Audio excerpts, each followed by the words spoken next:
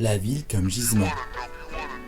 Une conversation entre Michel Monty de General Metal Réédition et Grégory Richat de l'agence OPO.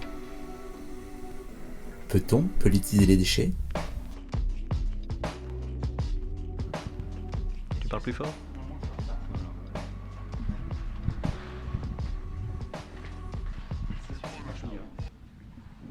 Je commence donc. Bonjour à tous, Michel Monty, donc General Metal Réédition, qui est la branche réemploi d'une société artisanale qui s'appelle General Metal Édition. Nous sommes une petite entreprise artisanale de charpenterie métallique, tout à fait traditionnelle. Et il y a à peu près 3 ans de cela, on a eu une épiphanie. Grâce au Covid. Et on a commencé à réfléchir justement à donner un sens à notre métier, un nouveau sens à notre métier, sans pour autant négliger notre métier traditionnel. Et ce nouveau sens, c'était effectivement de travailler sur le réemploi des structures métalliques. Voilà, alors dit comme ça, c'est super simple. Dans la réalité, c'est beaucoup plus compliqué. Donc ça fait maintenant 3 ans. Aujourd'hui, on est un peu les seuls sur notre secteur à s'activer sur l'acier, parce que de toute façon, on s'est aperçu que c'était une démarche qui ne pouvait émaner que d'artisans. Ça nous a apporté beaucoup de légitimité sur notre action au fil des années. Et puis, voilà, la connaissance du matériau fait qu'aujourd'hui, on est capable de dire à des clients, voilà, vous déposez 200 mètres de linéaire de garde-corps, des escaliers, des mezzanines métalliques, etc. On va essayer d'en faire quelque chose. Voilà, donc on va approfondir le sujet. Juste pour cadrer un peu le débat, moi je suis beaucoup plus à l'aise avec le chapeau qui est la ville comme gisement, puisque effectivement la ville aujourd'hui, Paris, la région parisienne, c'est un vrai terrain de jeu pour nous en termes de gisement. Mais effectivement, l'aspect politique qui a déjà été évoqué et qu'on va échanger sur ce sujet avec Grégory est primordial. Voilà. Merci. Wow. Ça va, vous m'entendez ? J'ai pas collé le truc. Donc avec Grégory, moi je suis un des directeurs d'OPO. OPO, on est une boîte de conseil. On est ingénieurs. Sur 60, on est 53 ingénieurs. Donc, on est passionné d'industrie. Donc quand on arrive chez OPO, on nous file des chaussures de sécu pour aller dans les usines un peu partout en France. On a plutôt fait des grandes écoles.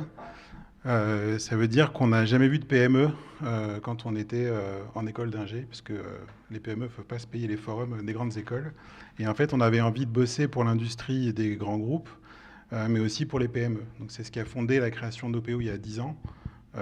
Avant les shows de Montebourg sur le Made in France, il y avait beaucoup de subventions pour innover, beaucoup de subventions pour exporter. Par contre, pour produire, tu te démerdes, quoi. Et comme on a désindustrialisé, qu'il y a des territoires du vide avec le FN, etc., parce qu'il y a du chômage, ça, voilà, c'était un peu dans l'angle mort, le pays faiblesse, il n'y a pas besoin d'avoir d'usine. Renault, concepteur de voitures, mais pas fabricant, voilà. Donc on a commencé, nous, à bosser le sujet de l'industrie en se disant, avec nos compétences, on est bon en opération, on sait faire tourner une usine, on sait faire de la qualité, on sait monter une supply chain. On va faire ça pour des PME pour retrouver à notre échelle, contribuer à ce qu'il y ait des PME qui produisent dans les territoires.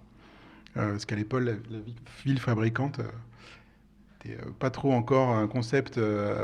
Donc en gros, pour produire, on ne produit pas à Paris, quoi. Voilà. Donc maintenant, il y a des contre-exemples, et heureusement.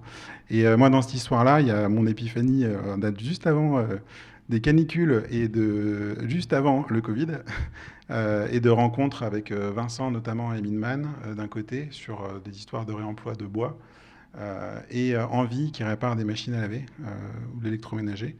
Et en fait, où moi, j'ai vu mon monde s'inverser en se disant, tiens, il n'y a plus plein de petits composants pour faire des produits, il y a des produits pour refaire des produits.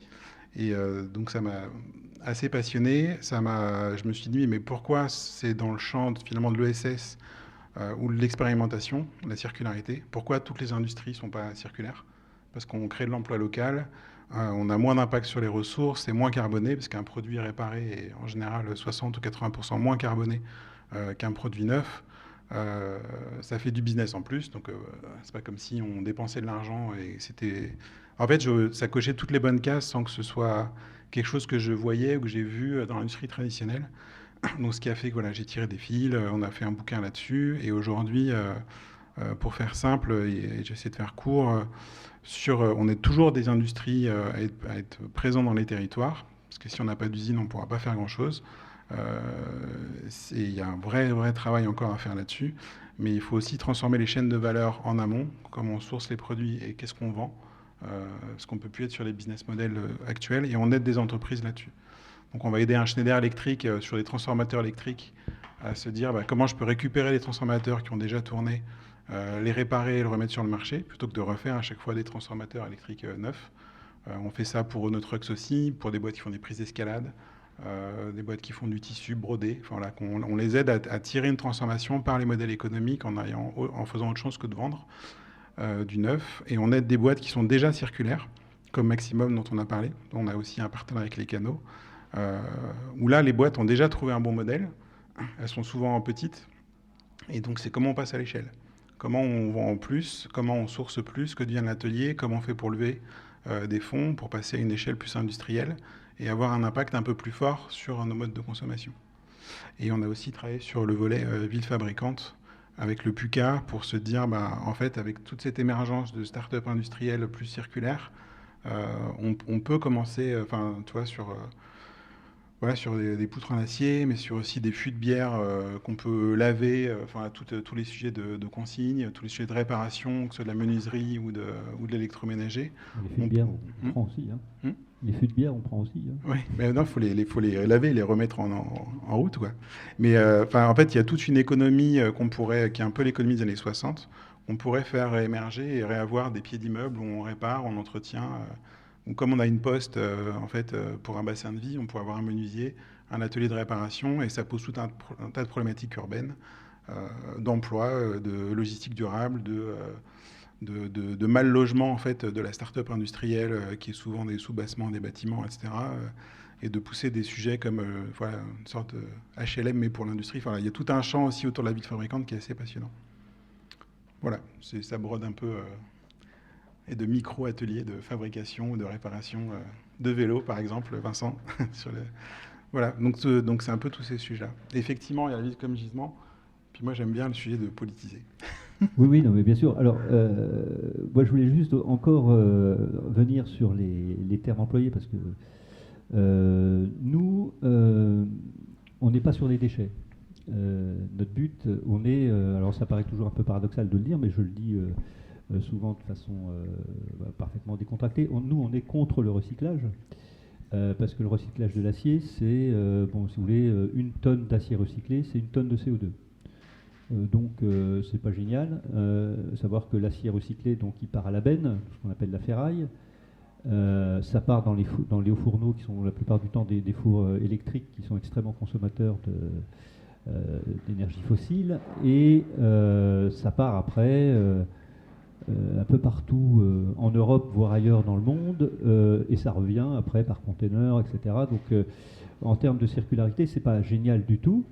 Donc on est absolument contre le recyclage. Sur le déchet, on a échangé tout à l'heure, je te laisserai t'exprimer parce que tu as dit des choses vachement intéressantes. Mais voilà, donc on est contre le recyclage. Et puis bon, pour replacer le contexte un petit peu réglementaire, nous, ce qui nous a aidé, parce qu'effectivement dans notre activité de réemploi de l'acier, il y a eu un alignement des planètes qui était extrêmement favorable. Donc déjà le fait que effectivement on était un peu les seuls sur le secteur, donc voilà, la nature a horreur du vide, donc on a pris la place, mais on aimerait bien par ailleurs que des collègues en région fassent la même chose que nous.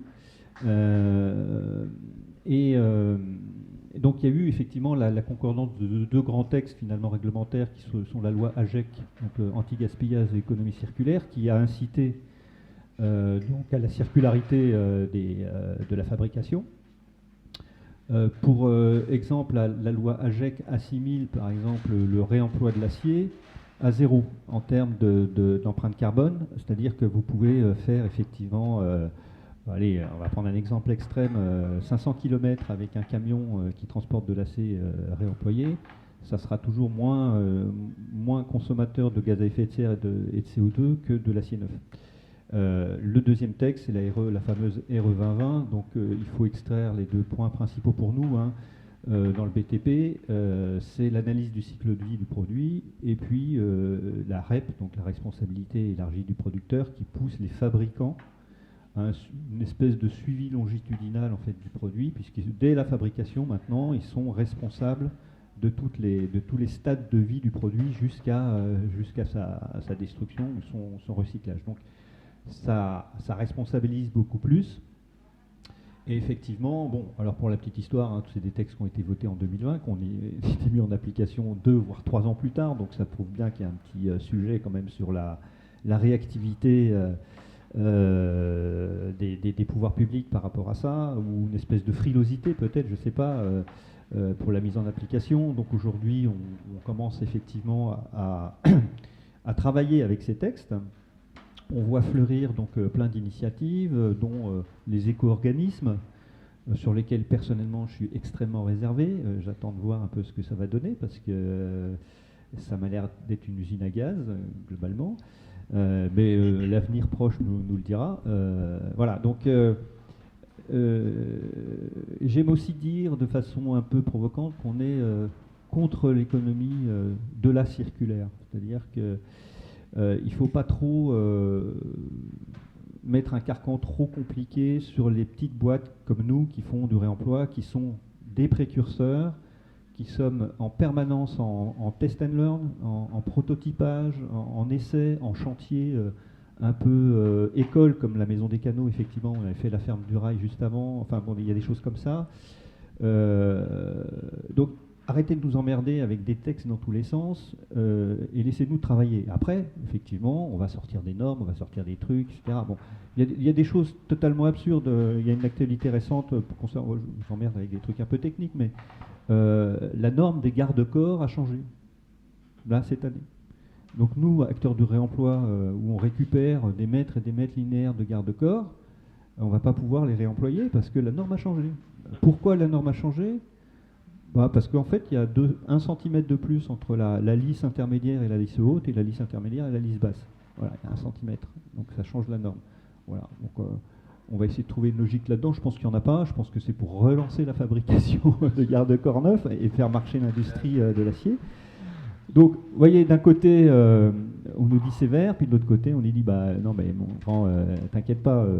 Voilà. Donc, il y a, on aura l'occasion de l'évoquer après avec Grégory, beaucoup de situations paradoxales. Et moi, ce que je voudrais faire ce soir, c'est plus un retour de terrain, d'acteurs qui a les mains dans la rouille, hein, pas dans le cambouis, pour exposer effectivement que l'économie circulaire, c'est super, mais qu'on est encore loin, très loin du compte pour que ça marche vraiment bien. Voilà.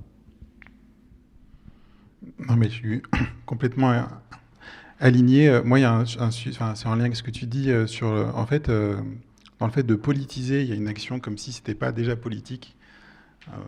C'est ce que moi j'interprète un peu. C'est un peu bac philo, quoi. Mais donc thèse, antithèse, synthèse. Mais en fait, en fait, on est avec ce que tu dis déjà. Je trouve que sur les garde-corps, on est déjà dans la politique du déchet. En fait, on a une économie depuis une centaine d'années qui est éminemment sur une politique du déchet. Enfin, le fait déjà de ne pas voir nos déchets, c'est pas anodin. En fait, on masque les déchets dans les centres de tri, etc. Ou quand on les voit, c'est parce qu'il y a justement une infrastructure qui tourne plus. On est tous outrés de toutes les poubelles qui sont dans nos rues, mais c'est juste le reflet de nos modèles de consommation. Et aujourd'hui, le déchet, pour moi, on va les retrouver en exutoire sur le textile, sur les plages du Ghana. Là, il y a eu les articles du Monde récemment sur ces sujets-là. Ou quand on regarde l'éco-organisme, et c'est là que je te rejoins, aussi, on est content, il y a une REP sur le textile, etc., où on dit que 55% du textile est réutilisé. Donc ça, c'est top. Mais sur les 55%, donc il y a 50 plus 5, il y en a 5 c'est réutilisé en France, 50 qui est utilisé ailleurs.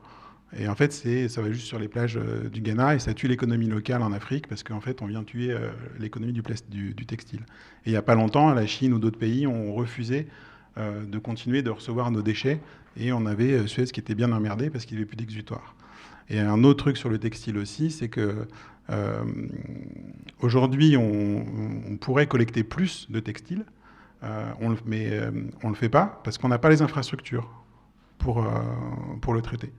Donc c'est éminemment politique en fait. On a déjà une politique du déchet qui est liée à nos modèles de consommation.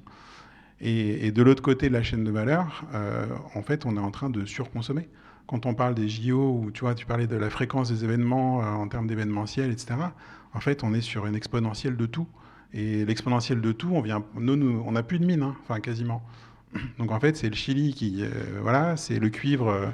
On va autant consommer de cuivre dans les 20 ou 30 prochaines années pour la croissance verte, entre guillemets, que de l'histoire de l'humanité. Et ça, c'est une forme de déchet aussi, parce qu'en fait, on est en train de défoncer les sols, de défoncer des économies. Je suis désolé, c'est au podcast, on pourra couper. On est en train de détruire des économies, détruire des écosystèmes. Et dans politique et à pouvoir aussi, pour moi. Et on est aussi dans le reflet d'une logique en fait, nous, pour notre bien-être, on consomme, c'est cool. Et puis, comme on voit pas nos déchets, on pense que c'est pas un souci. Mais en fait, les économies... alors, j'aime pas trop le mot sud parce qu'il y a plein de trucs à l'est, au nord aussi, où c'est pas forcément mieux, mais on est aussi dans un rapport de domination très fort sur l'extraction de la ressource et nos exutoires de déchets, quoi. Et aujourd'hui, moi, les deux chiffres qui me marquent hyper fort, et que à peu près tout le monde, il y a au moins un des deux que tout le monde connaît, c'est qu'à l'échelle planétaire, on consomme 1,7 planète pour vivre. La France, c'est plus de 2,5, je crois. Donc on surconsomme complètement déjà par rapport à ce que la planète peut offrir. Et il y a le Circularity Gap Report, qui est moi le seul indicateur que j'ai trouvé, qui dit qu'il y a 7,2% de l'économie mondiale qui est circulaire. Ça veut dire qu'on jette 93% des 2,5% des 2,5 planètes qu'on extrait. Donc on est complètement dans une cité, en tout cas en Europe et dans les pays occidentaux, dans les pays développés entre guillemets, qui génère du déchet, quoi, complètement. Et ça, et quand tu parles justement des réglementations, on peut parler de la prime à la casse, qui est quand même fou, quoi. C'est-à-dire que tu as une prime à la casse pour te racheter une bagnole. Tu changes la norme pour refaire... on va faire un nouveau téléphone avec une 4e, 5e caméra l'année prochaine. Donc on est complètement dans une logique aussi économique qui est drivée par... en fait, sur une croissance infinie, mais qui est basée sur un modèle de vente à répétition. Et plus on vend vite, plus on fait du chiffre d'affaires vite, et plus on baisse les coûts, plus on a de la marge forte, et plus en fait les actionnaires et puis on crée aussi une décorrélation entre une économie réelle et une économie complètement irréelle. Donc ça, c'est quand même pour moi le mode de vie dans lequel on est. Il y a beaucoup d'entreprises pionnières comme ce que tu fais, ou ce qu'on a vu avec les canaux, ou ce que tu vous expliquais. Je pense que la plupart d'entre vous sont dans ces modèles-là. Mais ça reste encore émergent aujourd'hui, quoi. Et il y a quand même un système global qui va être...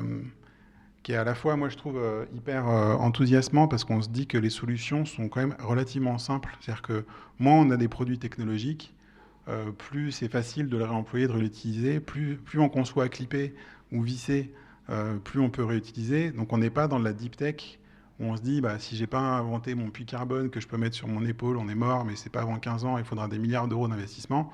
Moi je suis pas hyper confiant si ça arrive, je suis hyper content, j'en achèterai un, mais je suis pas sûr que ça arrive.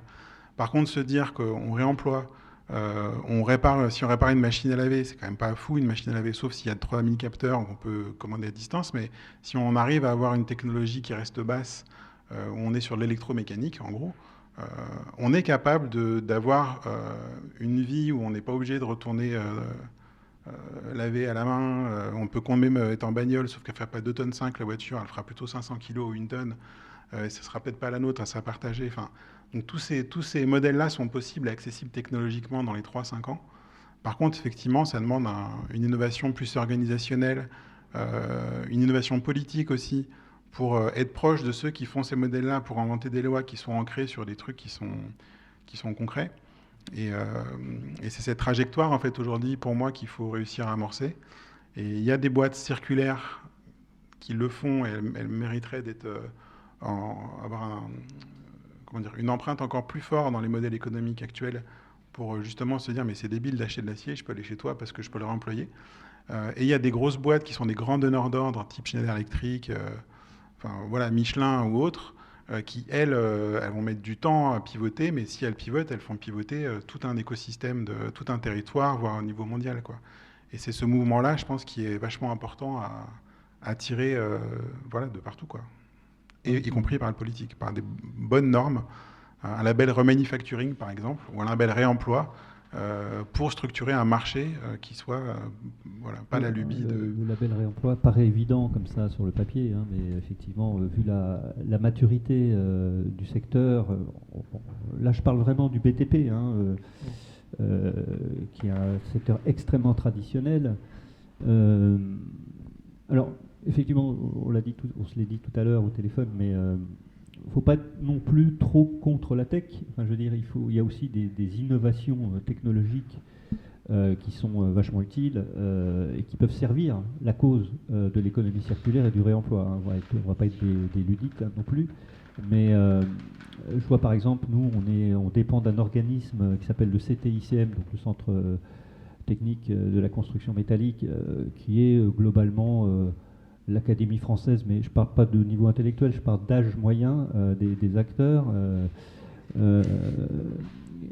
qui est un peu notre Vatican à nous. Ils ont 20 ans de retard, quoi, et ils sont en train de travailler sur une plateforme de réemploi. Nous, ça fait 1 an et demi qu'on a sorti notre plateforme hein, qui s'appelle Sinfina, je vous le dis, c'est une plateforme numérique sur laquelle on propose tous les éléments qu'on récupère sur les chantiers ou qu'on démonte nous-mêmes ou qu'on nous cède. Et puis, donc voilà, et quelqu'un était intervenu de façon. Puis ils étaient tous restés assis, parce qu'ils sont assis de toute façon, et il disait pourquoi des organismes comme le vôtre ne se rapprochent pas plus souvent du secteur académique, des universités, des centres de recherche, ce qui se fait beaucoup à l'étranger, en fait, dans les pays anglo-saxons ou en Allemagne, etc., ou même dans le Benelux, qui sont pour le coup assez en avance par rapport à nous sur le réemploi d'acier. Il faut installer une connexion entre les cerveaux et la main. Et donc, effectivement, on peut bénéficier, tous les secteurs peuvent bénéficier des recherches universitaires qui visent à améliorer les techniques, les technologies, etc. Donc, on peut, par exemple, réfléchir sur de la pyrolyse pour nettoyer les poutres métalliques plutôt que d'aller sur des grosses sableuses avec des médias qui dégagent énormément de poussière, etc. Donc il y a un champ des possibles en termes de technologie vertueuse, je dirais, mais une technologie qui n'est pas orientée vers la productivité, justement, pour accélérer la production de produits qui sont faits par des esclaves, on le sait, en Asie du Sud-Est, etc., mais pour effectivement avoir des gens qui fabriquent chez nous de façon intelligente, de façon circulaire, etc. Pour revenir au sujet politique, parce que nous, on a vachement préparé la truc, donc on va un peu dans tous les sens. La volonté politique, pour revenir là-dessus, elle est vachement importante. Alors, pas pour l'émission des réglementations, mais pour le portage des projets. On parlait tout à l'heure de la Maison des Canaux, à laquelle on a contribué en faisant la terrasse extérieure en poutre métallique. Ce projet a duré entre sa naissance et le rendu final à peu près 2 ans, je crois, 2 ans et demi. Il y a eu énormément, alors nous, je parle de ce qui nous concerne, des problèmes de sourcing, des poutrelles métalliques, il fallait chercher à Rosny-sous-Bois, à Pantin, un peu partout, mais enfin vraiment très proche en région parisienne. Beaucoup de projets de démolition de l'entrepôt qui devait servir à la fabrication des poutres, ça a été retardé pour des raisons politiques. Là, pour le coup, c'est le côté négatif. Mais ce que je veux dire par là, c'est que s'il n'y avait pas eu une volonté très forte de la ville de Paris, donc un portage vraiment politique de conviction pour réaliser ce projet dans son intégralité et jusqu'à son terme, on n'y serait pas arrivé, je pense, parce que c'était un projet effectivement un peu expérimental, donc toute la complication, les délais qui se rallongent, les petits trucs qui arrivent au dernier moment, etc. Tout autant de sujets qui vont décourager à mettre une maîtrise d'ouvrage traditionnelle. Dire, oh putain, ton truc là, c'est trop compliqué, non, c'est trop long, puis finalement c'est peut-être trop cher par rapport au neuf, etc. Donc là, la volonté politique était vachement importante. Donc en fait, je pense que la volonté politique, elle se fait vraiment au niveau du projet. Alors là, en l'occurrence, c'était le cas parce que c'était la ville de Paris, donc il y avait une dimension politique très importante, hein, emblématique, exemplaires, etc. Mais le politique peut descendre chez les grandes entreprises pour dire, bah voilà, effectivement, on ne va pas faire que du greenwashing, on ne va pas juste dire qu'on va faire un peu de réemploi, parce qu'effectivement, aujourd'hui, la loi GEC, donc sur ce qui concerne le BTP, je dis peut-être une bêtise, mais alloue entre 5 et 6% maximum de réemploi sur les projets. Donc c'est quand même pas non plus, il n'y a pas de quoi se relever la nuit. Mais bon, c'est mieux que rien. Voilà, aujourd'hui, moi, mes contacts, c'est une fois sur deux dans un appel d'offres, c'est le service achat de la boîte. Bon, aller négocier quelque chose avec un acheteur de chez Bouygues, c'est même pas la peine, quoi. Je veux dire, voilà, on va lui dire, bah voilà, ça coûte tant. Ah ouais, mais bon, enfin voilà, je vous fais pas l'histoire parce que ceux qui répondent à des appels d'offres avec des boîtes comme ça, ils savent très bien de quoi je parle. Donc voilà, il y a quand même un décalage énorme entre la volonté de faire et la réalité. Dans le circuit, on m'appelle, oui, bonjour Michel, voilà, on a un bâtiment à déconstruire, blabla, etc. Ok, bah, on est vachement intéressé par le gisement. Oui, mais nous, on a des objectifs très forts de réemploi, donc il va falloir vraiment réemployer ces trucs.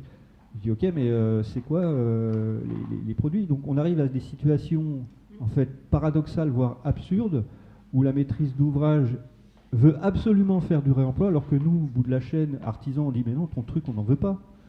Ton espèce de poutre rouillée ou avec la peinture au plomb, on peut rien en faire. Oui, mais bon, on aimerait bien le réemployer, etc. Donc je dis, ben non, tes trucs, tu te les gardes. Nous, on n'en veut pas. Alors du coup, voilà, la maîtrise d'ouvrage ou le bureau d'études spécialisé de réemploi se retrouve entre le marteau et l'enclume, entre la maîtrise d'ouvrage qui dit je veux faire du réemploi, et des gros punks comme nous qui disent non, mais va te faire foutre avec ton truc, on n'en veut pas. Donc voilà. Et ça, c'est quotidien. Voilà. Le deuxième exemple qui me vient à l'esprit, mais qui est beaucoup plus sympa, c'est un fabricant, un installateur d'ascenseurs qui me dit voilà, on est en train de réfléchir à réemployer nos guides d'ascenseurs, enfin les rails qui servent à l'ascenseur. On en sort quand même 20 km par an. Vous avez des idées? Ouais, ben là pas tout de suite, là quand même, on va peut-être réfléchir un peu. Donc vous voyez, il y a vraiment plusieurs approches, il y a des choses extrêmement vertueuses, où ça part d'une bonne intention, mais il y a toujours un effet pervers, c'est ça que je veux dire, c'est que à force de trop vouloir, de trop imposer de l'économie circulaire, de réemploi, encore je parle du BTP, hein, soyons vraiment d'accord là-dessus, on arrive à des situations parfois absurdes, mais souvent paradoxales, où on est obligé d'évangéliser, de réexpliquer aux gens, bah, écoutez, non, c'est pas comme ça que ça marche. Et tout à l'heure, dans la conversation entre les demoiselles de Muto et des Canaux, il y avait un élément extrêmement important, qui est la gestion, enfin le matching entre le gisement et le débouché. C'est-à-dire que aujourd'hui, on en est encore un peu un site de rencontre où ben, j'ai besoin de ça, mais tu l'as pas. Mais tu as ça, mais moi j'en ai pas besoin. Voilà, donc il y a ce décalage permanent au niveau de maturité du marché où on est aujourd'hui, où il y a un manque. Bon, il faut une massification des pratiques et il faut une fluidification entre l'offre et la demande. Oui, moi la question que je me pose là-dessus, j'ai l'impression qu'on est un peu à des balbutiements parce qu'en fait, ça n'a pas été conçu pour ça. La poutre en plomb, machin, elle n'est pas conçue pour ça. C'est plus opportuniste aujourd'hui.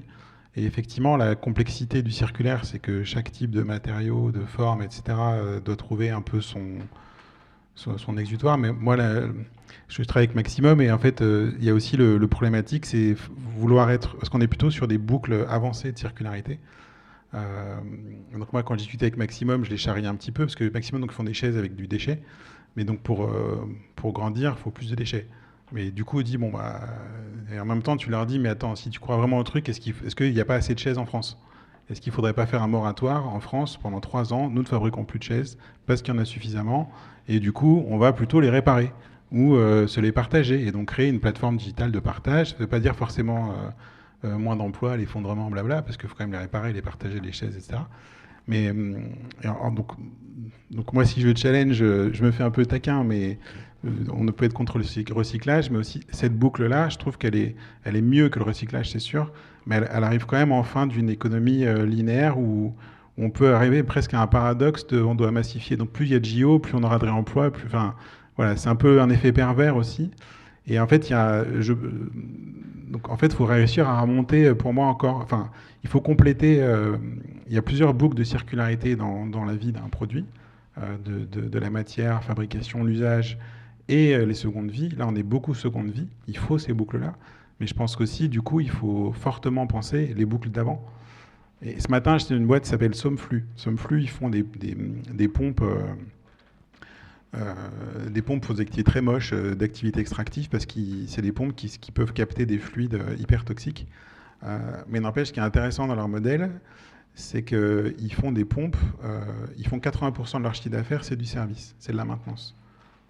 En général, les boîtes, c'est 80% je vends et 20% je fais du service. Là, lui, c'est l'inverse.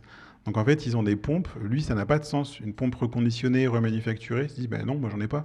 Parce que moi, j'ai des pompes qui tournent depuis les années 80 et que je suis encore en train de réparer. Et quand je fais de l'innovation, mon innovation, elle est compatible en 2023 avec ma pompe de 1980. Donc c'est mieux que Fairphone. Fairphone, ils ne savent pas trop faire encore. Et donc en fait, on est sur comment on a des produits déjà où on allonge une durée de vie, comment on conçoit un produit pour qu'il dure 100 ans.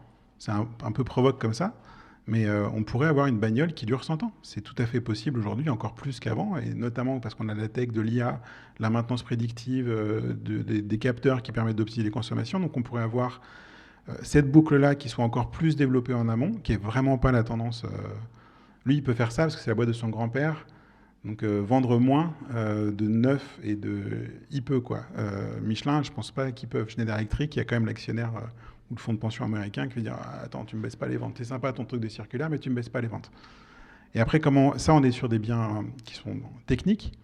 Et après, quand tu es sur des biens qui sont... Quand tu es sur des biens qui sont plutôt sur des cycles biologiques, enfin, l'agro-industrie, la pharma, la cosmétique, c'est là que tu as d'autres boucles qui sont, on appelle ça, enfin, vous avez tous entendu parler de l'économie régénératrice. Donc il y a un peu un abus de langage sur... moi, je demande toujours à un mec qui est pro, ouais, le circulaire sympa, mais le régénératif, c'est mieux. Je dis, comment tu fais un PC régénératif, quoi? Tu ne vas pas le replanter, ça ne va pas améliorer les sols. Et c'est pas en extrait, quand tu vas extraire l'acier, tu ne vas pas régénérer les sols non plus. Donc tu ne peux pas être régénératif avec un bien technique. Tu peux l'être avec de l'agroécologie, par exemple. Et là aussi, il y a tout un champ aujourd'hui qui est à peine émergent. Toutes nos poubelles avec les biodéchets, c'est 30% de nos poubelles, c'est des biodéchets. Il n'y a que quelques villes où il y a du compostage organisé par la ville. Moi, j'habite à Lyon, donc c'est organisé par la ville. Mais en fait, avec ces biodéchets, tu peux faire du compost ou de l'énergie. Et donc, si on imagine ça à une échelle nationale ou européenne, on peut créer une nouvelle filière énergétique ou une nouvelle filière d'engrais qui permet de se désengager des engrais qui viennent tuer les sols, quoi. Donc il pourrait y avoir aussi dans le politique, pour moi, il y a la notion de cité, notre politique par rapport au vivant, qui est d'exploiter le vivant aujourd'hui. On pourrait être dans une autre forme de coopération justement avec le vivant, sur ça s'appelle les technologies vivantes. Remettre de la laine dans les matelas, ça paraît fou, mais c'était il n'y a pas si longtemps que ça. Mais il n'y a pas assez de moutons en France pour faire des matelas. Pour tout le monde son matelas en laine. On a une amie qui a fait une étude là-dessus. Mais en fait, si on remonte encore à la chaîne du déchet, en fait, et je pense que c'est ce qu'il faudrait faire, en fait, on vient retricoter toute une nouvelle économie, des nouveaux paysages. Passer en agroécologie, c'est pas neutre. On pourrait avoir les filières textiles en lin, où il y a même une boîte qui est dans le Gers qui a introduit du coton en agriculture raisonnée. Donc en fait, si on va jusqu'au bout, parce que le coton, après, il devient moins un déchet que les matières textiles pourries, eh bien, on va transformer les paysages, on vient retrouver des nouveaux métiers. Et là, du coup, le réemploi, je trouve qu'il trouve une place qui fait... On ne peut pas s'en sortir qu'avec du réemploi. Il faut forcément développer les autres boucles de circularité. Mais ça, c'est là où le politique a un rôle à jouer, c'est de quelle société on a envie, en fait. Et ça, cette transformation-là, je pense que c'est 50 ou 100 ans, cette transformation-là. Mais c'est une transformation juste géniale à vivre, parce que c'est recréer des filières d'emploi, alors tu as le CAP électromécanique pour réparer ton téléphone, mais tu as aussi... être capable de tricoter, enfin de la couture, sur le paysan, etc. Enfin, et c'est cette transformation-là qui est, moi en tout cas à titre personnel, j'aimerais bien qui du coup me réveiller la nuit parce que justement, waouh, ça y est, ils sont passés à 30% de réemploi dans la REP, machin, ça va on va faire un vrai truc, quoi. Les biodéchets, c'est pas en 2024, l'ADEME dit en 2024, il y a une loi, on va en mettre partout, mais bon, toutes les villes iront pas. Bah non, toutes les villes iront pas. Bah bien sûr, toutes les villes iront. Il faut y aller, quoi. Et comment on finance ça? On finance moins le pétrole, on finance moins de primes à la casse, on finance moins les gigafactories de batteries. On ne sait même pas s'il y a assez de lithium pour faire des gigafactories de bagnoles. Donc on est en train de financer des gigafactories de voitures, on n'aura pas les matières, ça veut dire qu'on va avoir des chaînes à l'arrêt dans 10 ans, ou même avant, et on aura des gigafactories, quoi. Des gigafriches industrielles. Et c'est là où je pense que le politique a besoin de pensée systémique, chaîne de valeur. Et bon, après, je suis très utopique comme garçon, mais voilà. Mais c'est comme ça. Tu peux pas m'empêcher d'avoir ces envies-là et de pousser ça.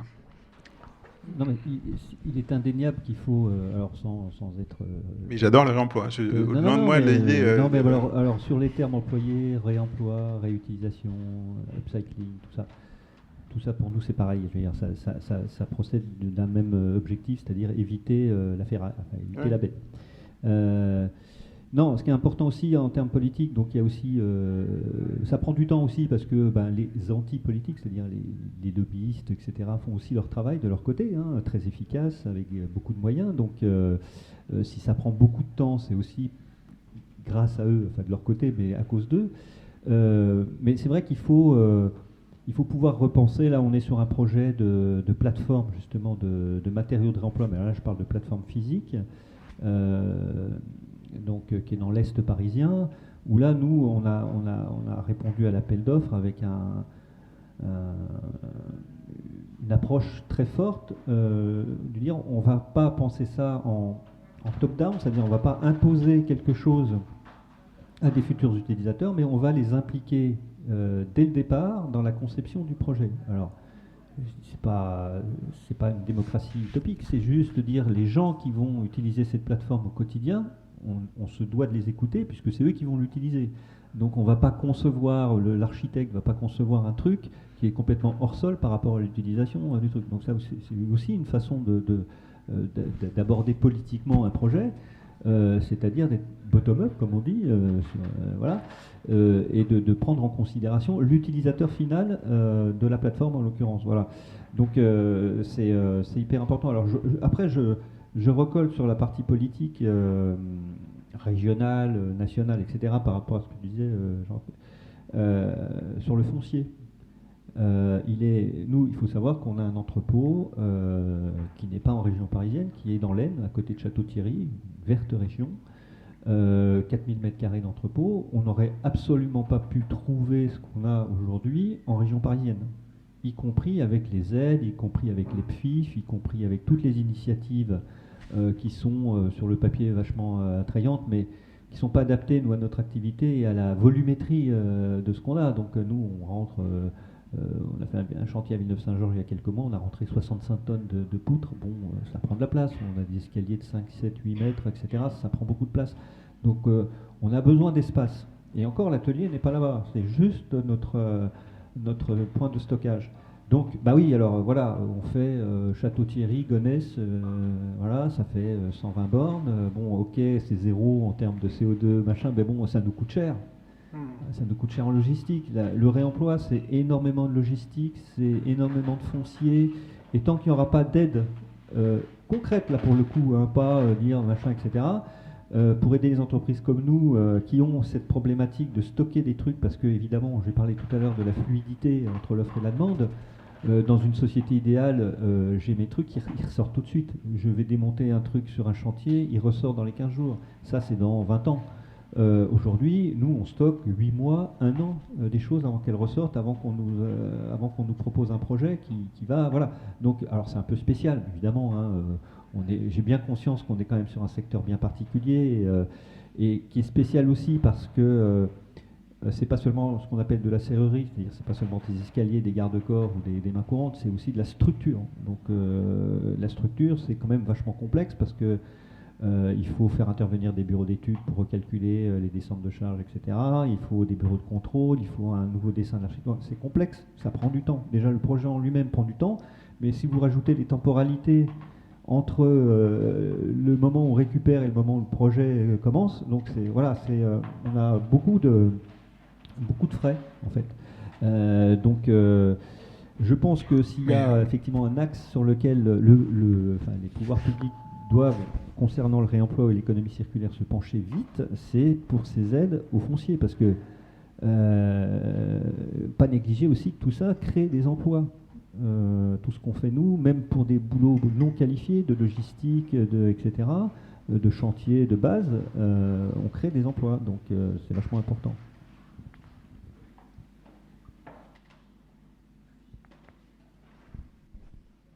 moi, je pourrais en parler encore des heures. Ah ouais. Ouais, je rebondis peut-être, enfin, après on laisse aux questions, mais en fait, dans ce que tu dis, ce que je trouve... En fait, c'est complexe, mais si je me mets dans enfin, c'est tellement faisable. C'est-à-dire qu'il n'y a pas de problématique technique.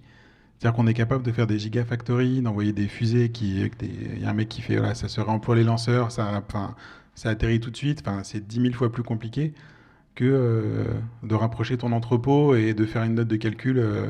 Enfin, toi, il y a plein d'ingés qui sauraient le faire, quoi. Donc, en fait, on a une accessibilité, enfin, une effectuation potentialité technique qui est enfin voilà, demain, tu as les bonnes compétences et tu as les moyens, tu peux le faire. En fait, tu as le marché, tu peux le faire. Et en fait, pour moi, c'est une question de. Et c'est là où je retrouve la notion de. Encore une fois, en fait, dans l'économie circulaire, il y a économie, en fait, et c'est de structurer des marchés qui font que ça devienne plus massif. Et à un moment, c'est aussi un choix de société et politique qui n'est pas du tout débattu aujourd'hui. Donc c'est très. Parce que quand on regarde de l'industrie, la loi industrie verte qui est en train de passer, l'économie circulaire n'est pas citée une fois, on parle de recyclage, c'est une des 50 lois, enfin c'est n'importe quoi. Donc aujourd'hui, on n'est que décarboner les cœurs d'usine, et si on décarbone 5 usines, la France a fait son taf pour les 50 prochaines années. C'est juste n'importe quoi en fait. Et ce qui manque, c'est ça commence à venir avec la taxonomie européenne où le mot économie circulaire apparaît. Ce qui fait que les investisseurs disent « Oula, il y a un nouveau truc, économie circulaire, comment mon fonds d'investissement, il est aussi économie circulaire ?» Ça va prendre 10-15 ans. Mais le fait d'avoir des matrices comme ça, au niveau d'une politique industrielle, au niveau de l'Europe, ça va aussi, je pense, ça doit forcer à structurer ces marchés-là, parce que ce marché est possible. Ça crée de l'emploi, c'est décarboné, ça utilise moins de matière, enfin, de tous les points de vue, c'est vertueux. Qui ça gêne Non, mais bien sûr, ça gêne. Ne devrait gêner personne. Bah, sauf ceux qui vendent à répétition. Et moi, je pense que cette volonté politique, va falloir qu'il y en ait qui émergent assez fort politiquement pour le pousser. Sinon, il y aura un autre canal de Suez qui va se boucher à un moment. Je crois que le canal de Panama, en ce moment, ne tourne pas parce qu'il y a des problèmes de sécheresse. Donc, les lacs qui alimentent le canal de Panama, il y a une politique d'usage. On va garder l'eau plutôt pour la population plutôt que de faire passer des gros paquebots dont on ne voit pas le jour, quoi. Donc en fait, je pense que les contraintes qui vont arriver avec le dérèglement climatique, la problématique de ressources, je pense qu'il y a bien quelques mines quelques pays qui vont faire la grève des mines de cuivre dans les 15 prochaines années parce que les conditions seront abominables d'exploitation et que du coup, on ne pourra pas faire tourner les usines de bagnoles. Enfin, et ça, les industriels avec qui on travaille le disent en 2030-2035. Est-ce que c'est raisonnable de faire des SUV, quoi ? La matière va coûter plus cher, les batteries sont énormes, ça va coûter, les gens ne pourront même pas se les payer. Donc je pense que ce qui peut, moi, accélérer, au-delà de notre bonne volonté, c'est un moment d'avoir des vrais dirigeants politiques qui arrivent à pousser ces visions-là, mais il y aura les limites des lobbies, etc. Et puis après, juste les contraintes de ressources et les contraintes planétaires qui vont se rappeler à nous, quoi. Mais je pense que ça fera des chocs qui feront aussi des grands bonds d'accélération. Enfin, j'espère. Entre guillemets, des micro-chocs à l'échelle de l'humanité qui est le Covid, mais qui est un macro-choc à l'échelle de nos vies, mais qui accélère un peu cette transition, parce que sinon, ça met du temps. Je souscris totalement. Voilà.